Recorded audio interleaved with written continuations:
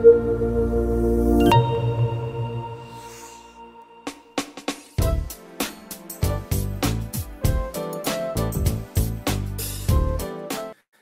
salve, meus amigos aqui do Café Cultural, da Rádio Mega Brasil, tudo bem com vocês? Tenho certeza que sim.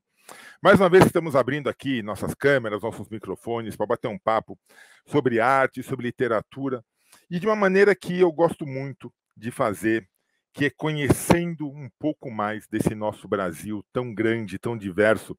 Eu conversava um pouquinho com a Margarete antes da gente começar a gravar, do como a gente não se conhece nesse Brasil. O Brasil ele tem uma diversidade, ele tem uma grandiosidade de aspectos, de povos, de belezas naturais, de manifestações culturais, e que você não precisa nem ir lá para fora. A gente não conhece, acho que 1/5, né, Margarete, do que o Brasil tem a oferecer ainda, das belezas, do potencial desse nosso Brasil. Mas é muito bom ter você aqui com a gente. Eu quero que você fale muito sobre a tua experiência de vida, sobre a tua obra. Então, Margarete, muito obrigado por estar com a gente. E eu quero que você abra o nosso programa contando para a gente quem é Margarete Diniz por Margarete Diniz. Então, Margarete Diniz é uma menina que nasceu em 1964 em um pequeno povoado chamado Naru, no Maranhão. Esse povoado, esse sim, eu não sei se consta no mapa, era uma pequena, É pequenininho mesmo. muito, muito pequenininho, algumas poucas casas de pau a pique, Tá. cobertas telhas de cavaco feita de madeira, né, acha de madeira, enfim, é uma realidade totalmente diferente. Faz muito tempo que saí de lá, então não sei se continua do mesmo jeito. Espero que tenha evoluído bastante, mas era As assim duas uma vida coisas, né, totalmente. Margarete? As duas coisas. Seria muito bom se tivesse evoluído, mas eu acho que sem perder o que faz de Naru ser Naru, né? Isso, sem deixar de ser Naru, exatamente. E até as relações das pessoas da época eram diferentes, né, Claro, das claro, relações claro. por conta, né, de toda a situação. E antes de falar um pouco mais sobre isso, se você me permite, Por favor, eu amiga. queria um pontinho, né, destacar um pontinho que a gente falava ainda agora há pouco sobre a diversidade e sobre o quão pouco a gente conhece, né, dessa diversidade. E às vezes não precisa ir muito longe para perceber que essas coisas acontecem. Para você ter uma ideia, eu coloco no livro e já puxo um pouquinho aqui para a Por obra. favor. Ela nasceu, a minha protagonista, ela nasce em uma vila ribeirinha, às margens do rio Amazonas, um rio que é afluente do Amazonas. E aí ela, muito criança, vem para a cidade de Macapá e ela percebe, é um choque para ela, mesmo sendo próximo, mesmo tendo uma cultura que aparentemente é homogênea, porque se trata de Amazônia e a gente tem a ideia de que a Amazônia é tudo igual, assim De como forma quem alguma, né? de forma alguma. E ela percebe, e ela tem uma dificuldade muito grande de se adaptar na escola quando ela chega. Inclusive, ela sofre por causa das pessoas acharem engraçado a forma como ela fala. Olha E para só. você ver, pertinho, saiu de uma vila ribeirinha, aqui no estado próximo, que é o Pará, ela nasce e aí ela chega aqui e sente esse choque, mesmo tendo uma cultura que, para quem está de fora, parece que é tudo igual, e não Uhum. é. São diferenças muito grandes, mesmo no espaço que espaços Tá. que estão próximos, né? Aí, voltando lá Voltando para Margarete. para Margarete. Então, aí tá, muito, muito pequena ainda, eu acho que antes de 10 anos, a família migra. Meu pai do Ceará conheceu a minha mãe lá nessa cidadezinha, minha mãe nasceu lá, a família da minha mãe, minha avó, Uhum.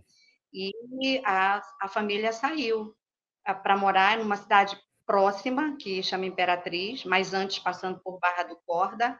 Meu pai tinha essa coisa meio cigana de não se aquietar muito Ah, tempo, né? cada lugar, e a gente foi crescendo assim, em várias pequenas cidades do Maranhão, até que, entrando na adolescência, fomos morar em Belém. Aí lá a gente Tá, parou um tempo, onde eu fiquei adulta, né, passei toda a minha adolescência em Belém, fiquei adulta, e depois eu fui trabalhar em uma vila ribeirinha. tá. Passei 6 anos trabalhando nessa vila ribeirinha como professora, e lá eu tive esse contato e me encantei. Eu me encantei com a forma como as pessoas se relacionam entre si, eu me encantei com os laços que unem, os laços familiares que unem essas pessoas que moram em vilas, e quase todas elas unidas por laços de sangue ou Tá. de muito conhecimento assim de pais e avós, mesmo que não sejam parentes.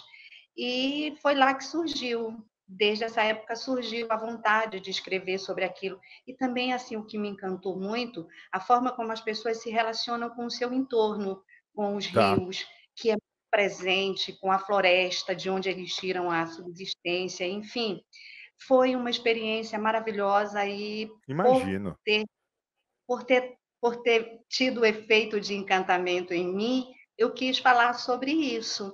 Mas eu quis falar também sobre o que ocorre quando as pessoas saem de lá, como elas buscam novos Tá. horizontes, o que acontece quando elas chegam na cidade. E aí eu começo a minha narrativa.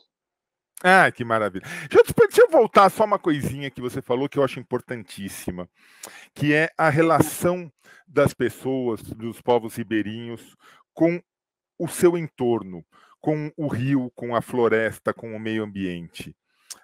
Agora me Uhum. diga uma coisa, menina, quando em nossa tão curta existência a gente imaginou em ver o Amazonas seco? Então, Que é isso? Que loucura é essa? que Eu lembro, loucura! que há não muito tempo a gente falava assim, gente, no Amazonas, vai, na bacia amazônica, tem água para dar, vender, alugar, emprestar, e nunca vai acabar. Para a Acabou. posteridade, né? Para a posteridade, a gente podia pensar assim. E Então, acabou. é realmente uma coisa muito interessante tocar nesse assunto. Essa junção de fenômenos naturais que afeta, né, por conta do El Niño, do aquecimento lá das águas do Pacífico, enfim. Mas aí a gente também não pode deixar de citar que tem a ação humana também, né? A Claro, gente claro, menina. Exatamente. Então, assim, a gente colhe os frutos das nossas ações enquanto sociedade, enquanto raça humana, a gente vai acabar tendo que pagar esse preço em algum momento. Acho que a gente precisa rever, sabe, muitas das nossas ações, muitas das nossas da forma mesmo como a gente se relaciona com a natureza. Eu, Talvez não, porque esse é o único caminho. eu acho que tudo bem, você pode falar, não, isso não é o tema do programa, mas eu acho importante, a gente não pode fugir disso, eu não posso perder a Não, oportunidade de estar com não você aqui com a gente, uma pessoa que sabe que está presente aí, e para mostrar. Eu acho que. E você falou tão bonito, quer dizer, você teve a oportunidade de ver as relações dessa comunidade com as águas, com as matas, e de repente, como que essas relações estão sendo afetadas por essa seca? Eu fico imaginando as pessoas olhando para os rios, se não totalmente secos, mas com o seu leito já com menos água, e eu fico imaginando o que está acontecendo. Imagina a cabeça das pessoas que moram aí. Então, a minha mãe, que tem 80 anos, ela diz que é o fim dos tempos. É uma forma dela Com ver ela. isso, né? Eu concordo com ela. Acho que eu concordo com ela. Então, eu estou aqui a menos de 100 metros do Amazonas. Faço caminhada à tarde na orla, aqui pertinho. Saio da minha casa, vou caminhando, dou uma volta na orla, tudo muito lindo, tudo maravilhoso, perfeito, o rio majestoso. A gente não sente aqui, a gente não sente Uhum. mas a gente vê que, sim, em alguns pontos, afluentes que estão, sim, com o nível, né, baixando. Tivemos agora já as primeiras chuvas, faz uma semana que a gente Ai, que bom. começou a ter aqui algumas chuvas. Mais para o norte do estado, que é onde a situação estava realmente muito mais crítica, as chuvas têm sido um pouco mais intensas. A gente tem uma situação que é preciso também que a gente, mesmo esse não sendo o nosso tema, mas é Mas não tem, a importante gente não colocar. pode, a gente não pode não, a gente não pode não falar. Não falar, exatamente. Nós tivemos, agora já está um pouco melhor, mas há umas 3 semanas para cá, mas há cerca de uns 5 dias, quando começaram as chuvas, começou a melhorar, a cidade inteira envolta em fumaça. Fumaça de queimadas. Queimadas espontâneas, entre Uhum. aspas, fumaça que vem trazidas pelo vento das ilhas do Pará, que ficam também muito próximas, e as queimadas dentro da própria cidade. Para você ter uma ideia, nós tivemos 3 grandes focos de incêndio na área urbana. Tem uma Olha área só. aqui, que é uma área de preservação ambiental, que chama Lagoa dos Índios, que até 2 dias atrás estava com mais de 60% de sua área envolta em chamas, já avançando chegando próximo das casas. Conseguiu, né, se controlar, ainda bem, mas de qualquer forma é uma área de preservação ambiental, é uma área riquíssima, tanto em vegetação nativa quanto em vidas, né, animais Sim, da sim. Amazônia. E sofreu isso, e não foi a única área, tivemos várias outras áreas assim dentro do estado. Então, esperemos agora que essas coisas todas se assentem, né, com a O chegada das problema, né, chuvas. Margarete? O problema é que a consequência disso, existem É. consequências imediatas, claro, a perda de vidas, tanto de animais, a perda de biodiversidade, disso tudo, mas a gente não sabe o que isso vai significar para o futuro, né? Porque Uhum. essa agressão ao meio ambiente se faz sentir durante muito tempo. Sim, Então, sim, ou leva seja, muito a gente não sabe no tempo. futuro, breve, o que vai acontecer. Exatamente. E isso é É, muito preocupante, né, de verdade. Aí a gente vê, por exemplo, as coisas tomando uma proporção muito grande, né? Chuvas intensas, né, no sul e sudeste, a seca na é, Amazônia, que nunca poderia não, esperar que a gente tivesse nunca, uma. nunca. A gente que seca é no Nordeste, né? Um outro ponto que eu também trato na minha narrativa, que uma das personagens, eu falo de 3, é uma pessoa que vem do Nordeste fugindo da seca e chega aqui no Uhum. Amapá. Então, assim, a ideia que a gente tem, aquela coisa pré-formada mesmo, é que seca no Nordeste, Amazônia, abundância de água para dar, vender, alugar, como você colocou, eu achei muito interessante essa forma de colocar, e guardar para a posteridade, né? Nós temos É, um banco de água, biodiversidade. E assim, quem podia imaginar, mas enfim, estamos vivenciando, né? minha amiga. Lamentavelmente. Por isso que eu falo, concordo com sua mãe, viu? É o fim dos tempos, é o fim dos tempos, não tem como, não tem como, concordo com ela. Mas vamos falar do teu livro, vamos falar como que surgiu Conhece. o, a Ah, ponte pronto. Memórias de Lírios d'Água. Então, esse livro ele já existia aqui dentro há muito tempo, a vontade de falar sobre a trajetória de mulheres ribeirinhas e todas as relações, né, que se entrelaçam na vida delas. E ter ficado 6 anos e alguma coisinha em uma vila ribeirinha, trabalhando e tendo contato com essas mulheres, eu percebi a força extraordinária que elas têm, Tá. a beleza que elas carregam, pela forma que elas lidam com as coisas que são naturais, né, do povo da região, a forma como elas lidam com a maternidade, a forma como elas lidam em seus relacionamentos com outras mulheres, de que é um relacionamento muito interessante, de sororidade, é impressionante. Eu acho que vivenciar isso lá, perceber como elas lidam, por exemplo, com os partos, os Hum, velórios, coisas que eu trato também no livro em relação ao parto, é que nesta área em que, é claro que nem todas são iguais, mas neste lugar onde eu vivi muito tempo, os partos, eles são meio que coletivos. Pouco tempo tá. antes, né, É uma coisa bem interessante. E a avó da minha protagonista, ela é parteira, curandeira, benzedeira, enfim. E é uma figura impressionante, e elas existem, né, elas existem em muitos lugares. E aí, pouco tempo não. Quando entra no 9º mês, a mulher vai ter o bebê. Então, assim, comadres, parentes, irmãs e a parteira, elas já se juntam na casa, já ficam lá meio que de plantão, assim. Antes disso, já foi feito todo aquele processo, elas conversam sobre o parto, elas ficam, né, se reúnem para falar sobre isso durante o café, enfim, ou à noite, e elas ficam. Antes disso, já foi feita toda uma preparação com frangos que são destinados àquilo, para que a mulher não coma comida remosa durante o período de Uhum. resguardo. Então, elas já se preparam com aquilo, com os caldos, com o que vai ser, com o que essa mulher vai comer. Não pode sair no sereno, não pode. Tem uma série de coisas que são muito interessantes, sabe? Culturalmente ricas e muito interessantes. Isso Então, que é o mais gostoso, né? Isso que é o mais gostoso. Ah, é bobagem, não sei, gente, não é bobagem. É cultura. nada. É cultura e tem que ser respeitado. E preservada, né? E O preservado, e respeito preservado. passa, está entrelaçado. Então, é realmente muito interessante. Então, esse livro surgiu da minha vivência lá e ele estava comigo, esperando aquele momento. A gente tem muito disso, né? De Uhum. ir deixando.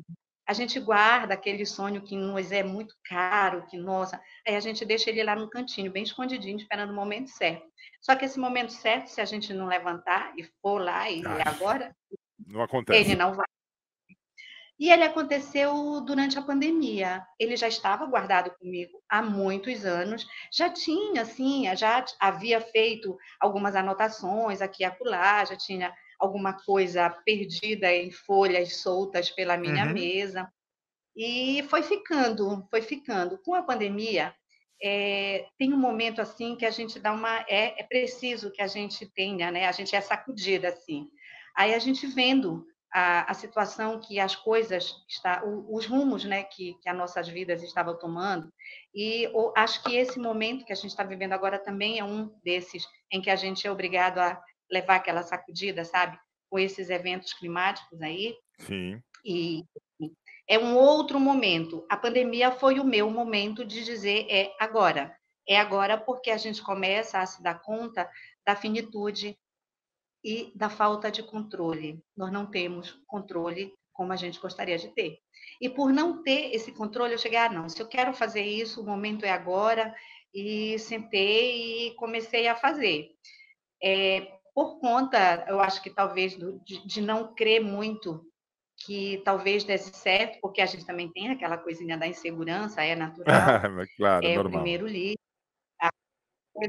num país em que as pessoas também, lamentavelmente, não têm o hábito da leitura É. com tanta, assim, como a gente gostaria que fosse, né? Como a gente gostaria que tivesse, mas eu vou fazer, porque era um sonho que eu já acalentava assim, há muito tempo, e aí a pandemia foi a porta, a janela que eu digo, é aqui que eu vou entrar, é agora que eu vou fazer. E Que aí legal, saiu. que legal, que legal. Ah, maravilhoso. E você sabe, Margarete, eu acho que o mais importante é que você colocou nesse livro, não é simplesmente uma história que você tirou da sua cabeça. Você viu essa história acontecer na sua frente. Você, obviamente, você criou Ah, personagens, você romantizou, mas você romantizou coisas que você estava vivenciando. O que você fala, as pessoas que estão no teu livro, elas realmente existem. Talvez não com nomes diferentes, mas elas existem, elas estão ali para todo mundo poder reconhecer. Isso que é o mais gostoso. então, é muito isso. Eu falava ainda ontem sobre esse assunto, que o livro, a história, apesar de ficcional, mas precisa ter um lastro, né? Não pode Claro. se materializar nada na tua frente, a não ser que seja uma ficção científica que eu também amo, é um gênero que eu também amo Ah, claro, muito, não, sem e, problema nenhum. e que acontece aí numa galáxia muito, muito, muito distante. E aí sim, ele é criado da cabeça do autor e apenas isso, talvez com algum conhecimento técnico e tecnológico, né? Mas, enfim. Mas quando se fala de um romance em que a gente trata e conta a história de pessoas que vivem na nossa época, que vivem no nosso que vivenciam, né, as coisas que a gente também vivencia, aí sim é necessário que isso tenha um lastrozinho na realidade, né? Então, esse trabalho, ele retrata a vida de uma mulher ribeirinha que saiu de lá muito pequena, depois da morte do pai, ela vem para a cidade, tem dificuldade de adaptação na cidade, ela vem para morar na casa de uma professora que dá aula na vila, e isso também é uma coisa interessante que eu trato no livro, é que essa professora, ela, pela dificuldade da distância, né, essa vila ela fica mais de 12 horas de barco, Olha só. e as viagens aqui são assim. E a Hum, professora, ela trabalha em um regime especial, ela vai, fica durante a semana toda e no final de semana ela volta, por conta da dificuldade de encontrar professores locais que possam trabalhar nas escolas. E isso é um regime muito comum aqui nas áreas ribeirinhas, tanto aqui no Amapá, que essa área eu conheço, como a área nas ilhas do Pará, que também conheço e onde eu também trabalhei. Então, assim, e a professora volta todo final de semana, só que por conta das distâncias, ela acaba encurtando, né, o período, a semana que ela fica lá e encumpridando um pouquinho mais o fim de semana dela. E aí ela faz isso. Quando essa protagonista perde o pai e precisa ajudar a mãe a criar os outros irmãos menores, ela vem para trabalhar na casa da professora. E tá. esse também é um eu considero interessante porque é muito comum na região amazônica isso acontecer. Meninas que vêm para trabalhar na casa de pessoas na cidade, e é um regime de trabalho interessante porque não é um trabalho assalariado, é um trabalho, tá, eu vou morar, a menina, eu vou morar na casa de alguém. E aí essa menina, ela assume grande parte dos trabalhos domésticos, mas ela Uhum. tem a vantagem, né, de poder De estudar, ter um teto, de poder estudar, de ter alimentação. alimentação, de ter as coisas que ela precisa e às vezes ajudar a família, né? Ainda envia Claro. algumas coisas para a família que ficou no interior. Então ela vem assim, essa moça, ainda menina. E aqui ela cresce, conhece um marido, conhece o futuro marido, estudando já no turno da noite, se apaixonam, vivem uma história muito linda, mas esse marido some, ele Hum. desaparece, ela fica sozinha com 2 filhos. E aí ela busca, né? O que deve ser uma coisa que acontece também com alguma frequência, né? Com regularidade por aí. Exatamente, é exatamente assim que eu queria que a gente abordasse, porque, como você falou, não é uma coisa que eu peguei e fiz uma pesquisa, não é biográfico, eu não fiz uma pesquisa, eu não tenho dados estatísticos, eu não escrevi sobre Mas história, mas você viu assim, são acontecer, você vê isso acontecer. e não só com uma mulher, mas com muitas mulheres. E por conta disso, eu acho que o interessante é que muitas mulheres vão conseguir se enxergar nesse livro, nessa Sim. narrativa. E a forma como elas constroem essas relações de solidariedade nas dificuldades que são muito grandes, e elas moram numa área, a história ela se passa, começam em 1990, ela indo para o trabalho, deixando os filhos com uma vizinha, que é a Hum. Rosa, que é essa que veio do Nordeste, fugindo da seca, a família veio fugindo da seca no Nordeste, e elas se encontram lá, morando já na ponte. A ponte que eu trato no livro, aqui a gente chama área de ressaca. São áreas Hum. alagadas, e o interessante é que são áreas alagadas, mas o entorno, né, no urbano, a cidade, aí de repente se abre, tem um beco, e você entra no beco e é um mundo diferente. É um mundo Olha só. diferente. As casas são construídas nos moldes das palafitas, né? Replicando um pouco, né, as casas ribeirinhas, e a maioria das pessoas que moram lá, elas são sim oriundas, né, das áreas ribeirinhas, mas talvez até por isso também ter essa tradição ribeirinha faz com que elas mantenham essa relação muito próxima de ajudar, né, de uma ajudar a outra, de quando necessário. Tanto que essa vizinha, aquelas quase irmãs, como elas gostam de falar, ela fica reparando, é assim que elas usam, ela repara o filho da outra. E isso é muito natural, muito comum. Algumas mulheres assim que já ou estão aposentadas ou que não têm um trabalho fora de lá, da ponte, às vezes elas tomam conta dos filhos, não só de uma, mas de duas ou três, enquanto as mães vão trabalhar. Algumas vezes, até a maioria das vezes mesmo, trabalhos informais, mas elas fazem isso. E essa foi uma coisa que eu achei muito interessante abordar, porque é também uma das características das vilas ribeirinhas, este tomar conta, né, das crianças. As crianças, elas meio que são responsabilidades não só da mãe, mas elas são responsabilidades também, né, das outras mulheres que estão ali. Mesmo o marido sumido, ela teve. Elas não estão abandonadas, né? Elas não podem se sentir nunca sozinhas, né? Exatamente, elas constroem uma rede de apoio, né? E no decorrer da história, elas depois estendem, as três amigas, elas estendem essa rede para as outras mulheres da ponte, e elas criam o que é um projeto que elas falam de mulheres, as mulheres da roda, que elas fazem rodas de conversa com essas mulheres, e lá durante essa parte, né, da narrativa, eu vou contando as histórias das mulheres na fala delas, durante aquele momento lá de conversa na roda das mulheres, elas contam as suas histórias que eu também abordo. E aí tem as mais diversas, dolorosas e lindas possíveis, porque são histórias muito bonitas. E o que deve ser muito gostoso, Margarete, é o seguinte: isso tudo deve ser um movimento muito natural. Não é aquela coisa. Devem ter lideranças locais, é claro que tem lideranças entre essas mulheres, lideranças, mas é um movimento natural. Não precisa ser uma coisa forçada. Ah, não, não. É uma coisa que, às vezes, em grandes centros, São Paulo, Rio de Janeiro, Belo Horizonte, você não encontra esse apoio. Você vê pessoas muito mais sozinhas, abandonadas, sem esperança de ter apoio, do que numa comunidade que a gente fala assim, mas é uma comunidade simples. É simples, mas o apoio que essas mulheres se dão é algo que você não encontra em grandes centros e é natural. É uma coisa que parte delas mesmas.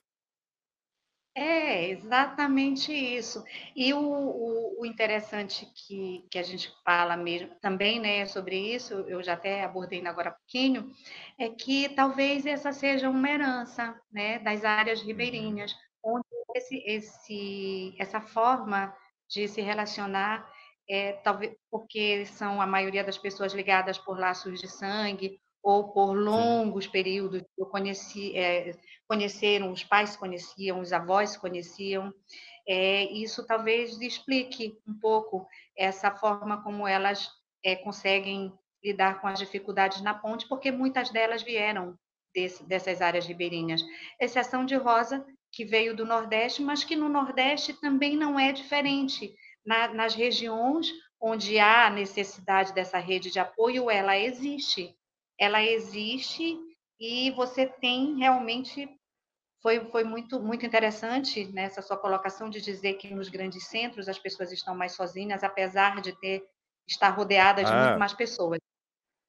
não, é o tipo da coisa, não, aqui a gente tem todo um sistema. Gente, o que eu conheço de gente que sai para trabalhar de manhã, volta e se tranca num apartamento e não tem ninguém para conversar, coisa que aí, com certeza, isso não acontece.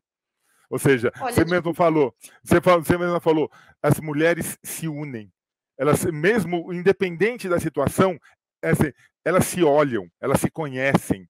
E a experiência de uma Assim, mas porque, voltando lá no começo da nossa conversa, por que, que a mulher que está grávida ou que acabou de ter neném não pode sair no sereno? Que bobagem isso. Não, gente, não é bobagem, porque com certeza essa experiência alguma das mulheres viveu. Então, ela Sim. pode não saber direito, mas ela sabe que, olha, minha avó já falava que não pode sair no sereno, e a gente tem que respeitar e tem que Não preservar pode, isso. não pode comer comida reimosa. Quando eu cheguei lá, vinda do Maranhão, eu não sabia direito, e depois de ter morado muitos anos em Belém, já que já é um grande centro urbano, a gente meio que Sim. esquece um pouco essas coisas, e outras nem ficam muito vívidas.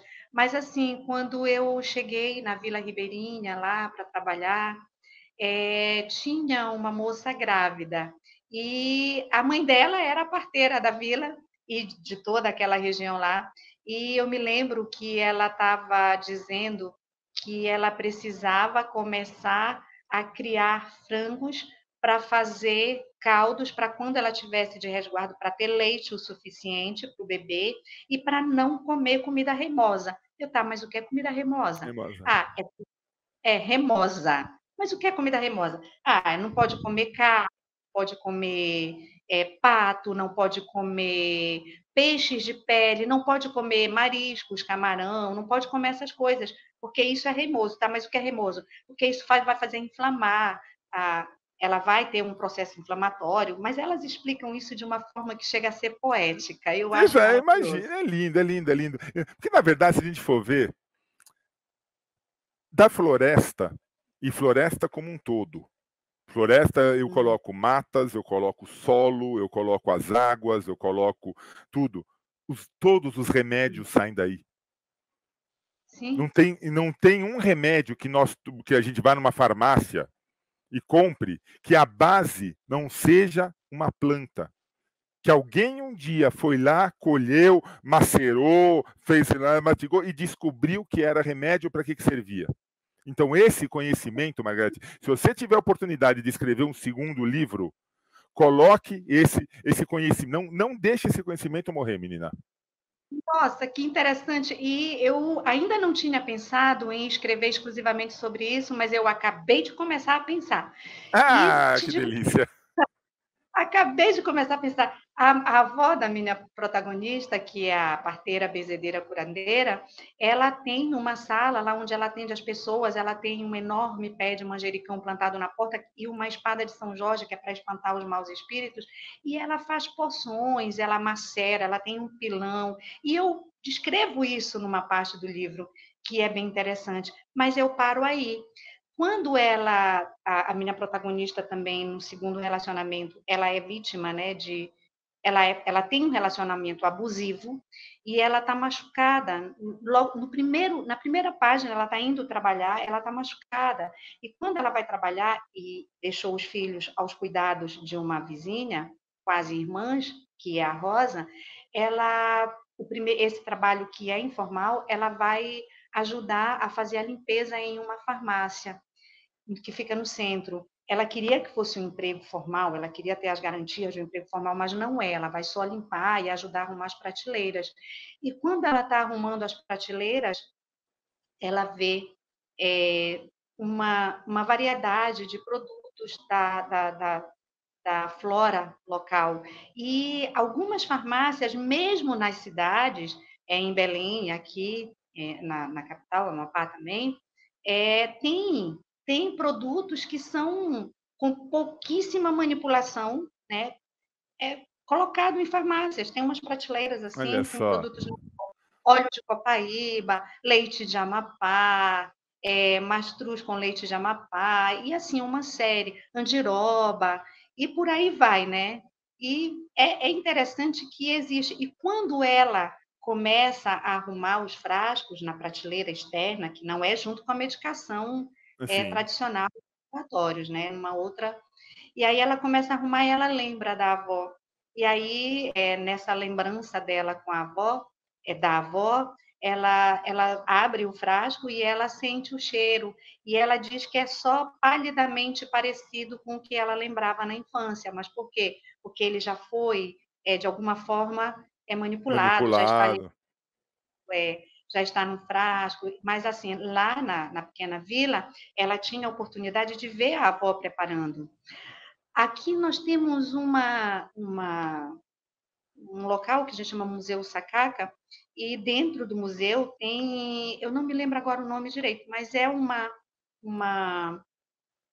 um lugar onde se faz estudos a respeito desses produtos da flora local, e eles Ah, que desenvolvem lindo. alguma é Então, interessante. Margarete, o seu segundo livro já tem, ó, vai assim, é o livro, é o livro de receitas da avó da menina.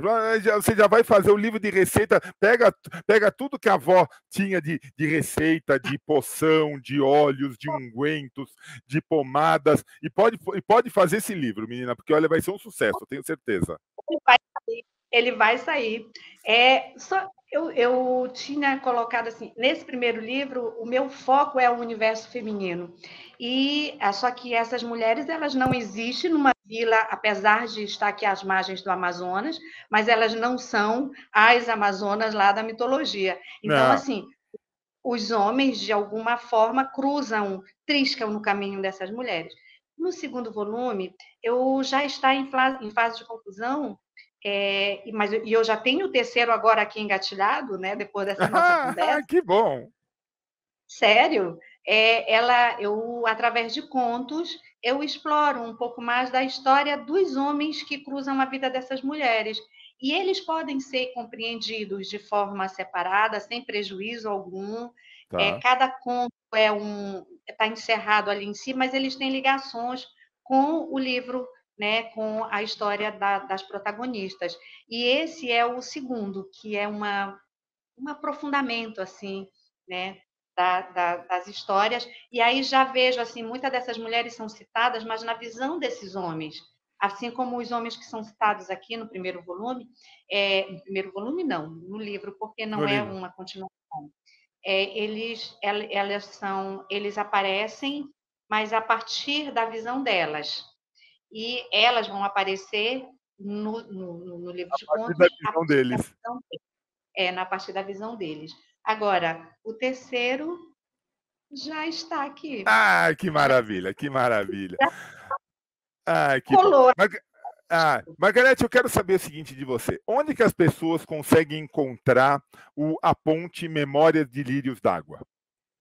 Então, esse livro ele está disponível nas plataformas, né? A Amazon, a Americanas, todas as plataformas. Chega na internet lá, digita a ponte Memórias de Lírio d'Água que vai aparecer. Que Está no maravilha. formato físico, também tem o formato digital. A capa é essa aqui. É muito Essa bonita, por aqui. sinal, muito bonita. Então, obrigada. É um livro que foi publicado pela editora Viseu e espero que as pessoas leiam muito, espero que as mulheres consigam se reconhecer, porque mesmo tratando sobre histórias de mulheres que são aqui da região amazônica, mas eu acho que o fato de nascermos mulheres nos coloca meio que num caldeirão comum, porque as nossas experiências não são tão diferentes. Verdade. Morando onde seja, vindo de qualquer lugar, tendo trajetórias diferentes, mas assim, partilhamos muito, né, dos nossos Que bom, que destinos. lindo, que lindo, Não que vou lindo. E quem quiser encontrar Margarete Diniz, onde que encontra você? Redes sociais? Como que encontra você nesse mundão? no Facebook, Margarete Diniz, no Instagram, Meg Diniz, a 88, @gmail, e no livro, quem quiser entrar em contato e pedir, posso enviar também. Tem uma parte aqui na contracapa que aparece também número de telefone. Ah, que Lá legal. também no Face, todas as informações. Se alguém quiser entrar em contato comigo, terei o maior prazer em responder, terei o maior prazer em autografar, enviar. Ah, que Fico show. uma coisa Que show. que é legal fazer. E quando soltar o segundo livro, não esquece, avisa as meninas lá para voltar para bater mais um papo com a gente. E o terceiro, o quarto, o quinto, todo livro que você soltar, você já tem entrevista garantida aqui, mulher. Ai, meu Deus, que maravilha! Adoro ouvir isso. Muito Ah, que obrigada bom. Que delícia, Obrigado. delícia com essa conversa. Essa Que conversa, ela é uma delícia por estar aqui, é uma delícia por saber que tem esse espaço aberto, e acho que o mais importante agora, nesta nossa conversa, foi esse feeling da história. Nossa, eu adorei essa ideia. Fico contente de ter te ajudado e, ó, conte sempre. O que a gente puder colaborar, estamos junto nessa. Pessoal, quero agradecer demais. Margarete, obrigado, parabéns. Você tem portas abertas sempre que quiser voltar aqui. E você também, que assistiu essa entrevista tão gostosa com a Margarete, tenho certeza, logo, logo a gente tem um outro bate-papo tão gostoso. Um abraço. Tchau, Margarete. Obrigado. Tudo de bom.